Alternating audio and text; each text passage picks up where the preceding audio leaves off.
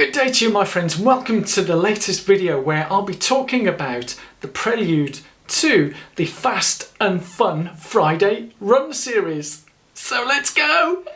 Yes, my friends, yes, very warm welcome, and thank you all so much for the amazing feedback and response to the idea that I had the other week for you guys in terms of the title. I had the Fast and Fun Friday Run series, and it was a resounding yes from so many of you saying that you wanted to see this. So I thought, as a precursor, or what I call a prelude before that series, I thought I'd go through some of the background of where I've come from, essentials, basics, just so that we go through and we know what the grounding is towards this run series, because obviously there's a lot of info out on the interwebs, some good, some not so good, and some really bad.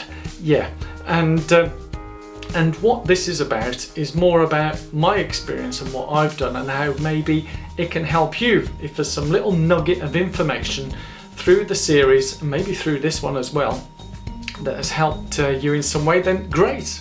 Thumbs up, leave it in the comments below. But without further ado, let's go through a number of the points that I have in terms of the prelude towards this, yeah? Okay, so in terms of the first pointer that I have in terms of my background, for a lot of people who are running, I mean, a lot of you did comment, and it's quite flattering in terms of the time, saying they're really fast times, and you'd like to aspire to these times, which is it's great. But I need to stress that I'm not from an athletics background. You may have seen a lot of people out there on the interwebs who run some amazingly fast times, some similar to mine, some a bit quicker than mine, but a lot of them have come from a sporting background, where when they were at school, high school, college, that they were representing the school in some way. For me, it was quite the opposite. In fact, the first time I had the choice of not to do any sports, I think it was the age of 14, 15, I opted out of doing sports because it was mandatory to do sports. I opted out and chose to do, ready for it, gardening. Yes, that's right. I was so motivated by sports because I was absolutely rubbish. So at school, if I'm rubbish at something, or if anyone's rubbish at something, what's the point of pursuing it and carrying on? So I chose the other option, gardening. So that was number one. No sporting background from school.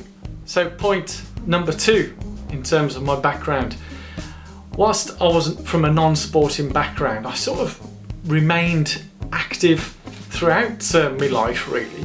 But it wasn't until about 2011 where, you know, something happened, something that sparked me into looking at myself, and in terms of my weight and health and so on and so forth. And that's where in 2011, compared to the weight that I am now, I think I'd lost a third of my current body weight, add that on, and that's what I weighed in 2011. So towards the end of 2011, I decided to get fit, get healthy, lose some weight, all that type of stuff. So that was when I decided to start my, basically I changed my diet. I mean, I could do a whole thesis about what I changed, but essentially I just cut down the portions, and I started to do a spin class, and then I took up what really I've been doing since about 2012, and that was walking. Yeah, that's what I would be doing on a regular basis, not every day, apart from walking to and from work. That was it really. So I just became a bit more active, and when I'd lost all that weight that I had, I think it was around 2013 that I decided to take part in where I was working at the time. I was working in the Channel Islands. I decided to take part in what they called the ITEX walk. That was a 60-kilometre walk. I'd done the Isle of Guernsey, there's one in Guernsey and Jersey, and I decided to do that walk as a sort of celebration in terms of achieving a certain level of fitness. I think now it's actually an ultra marathon, the Guernsey one, the Guernsey Ultra. But I walked that, and I think it took me about 11 hours to walk around. Pretty tough. And when I finished, I couldn't walk properly for a whole week after. Yeah, whew, that was tough. Yeah, so that was my background point number two. Number three, in terms of the prelude towards this.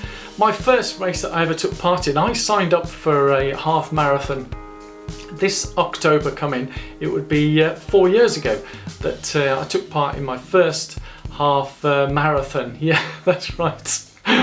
It seems such a long time ago, but as part of the training I'd taken part in, I did do one other a race, so to speak, before that, and that was a 10k. And just to let you know, in terms of the time that I'd done that, it was just under an hour. Yeah, so I'm now running, what, 38 minutes.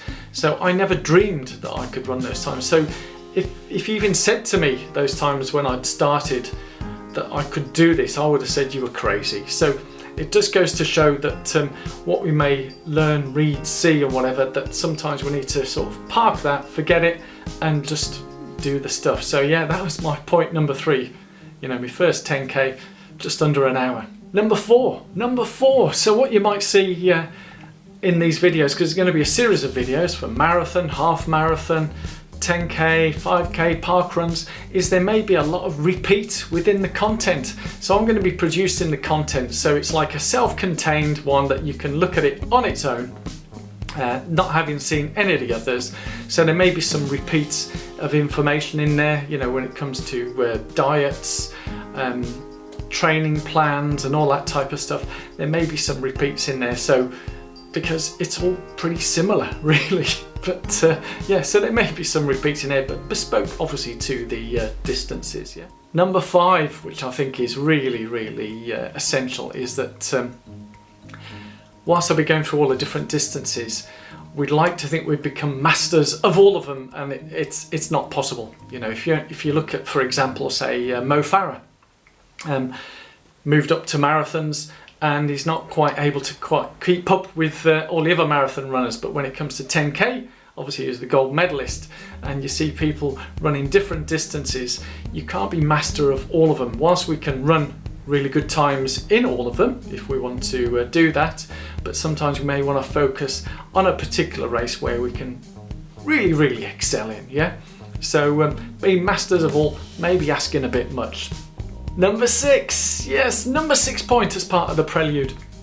What I'd like this series to be is more interactive, and I know that Carl raised that point as well in one of the comments. I definitely want it to be interactive with you guys and gals who are watching this. So in the comments below is where we can get interactive and we can share our knowledge and information and what we've learned, because we're all different, and what I may say may help some, and what you may say may help others as well. So let's get it in the comments, let's get interactive, and feel free to comment on other people's comments. You know, I'm not sensitive, unlike some on the social media channels, of commenting on other people's comments. You carry on and comment as much as you want on other people, and I actively encourage that. So yes, let's make it interactive, okay? And number seven, yes. We all want to do something really well, don't we? Yeah, that's how we are built as humans. We want to do something really well, and I hope that this series will help all you guys to do something really well. And I know a lot of you are already doing it really well, and you want to do better, which is great. Yeah, but there's some amazing times coming from you guys. Yeah, I won't mention this. Well, I might throw in a few. You know, Suzanne and Go Kiwi. You know, you guys are all around my age, give or take a few years, and you're running amazingly fast times. And as I've often said, fast is only relative, but it can be a lot of fun as well. But the key thing to remember is sometimes we all have limits, yeah, and we can only get to a certain limit. But what I'd really love to do, and I'm still trying to find out myself, is what is my limit? How high can I go? And before I reach that limit. So sometimes you might feel we've hit a ceiling, but we can sort of break that and move to the next level. But sometimes there may come a point where we have actually reached that ceiling. Accept it and enjoy it. Yeah. So that's it, guys. That's the prelude in terms of the fast and fun running series that I'll be producing over the coming weeks. I hope you enjoy it, guys, and I look forward to the comments below in terms of your feedback, and as I say, making this session and the series more interactive, and I'd love to hear from you guys in terms of how we can move it forward. I'm very much looking forward to this series, guys, and I hope you are too. Thank you so much, guys, for watching this, and I really do appreciate the time that you've taken to watch this particular video, and I very much look forward to seeing you at the next one. In the meantime, if you are new here, please do consider subscribing and click on the icon up there. So till next time, be seeing ya!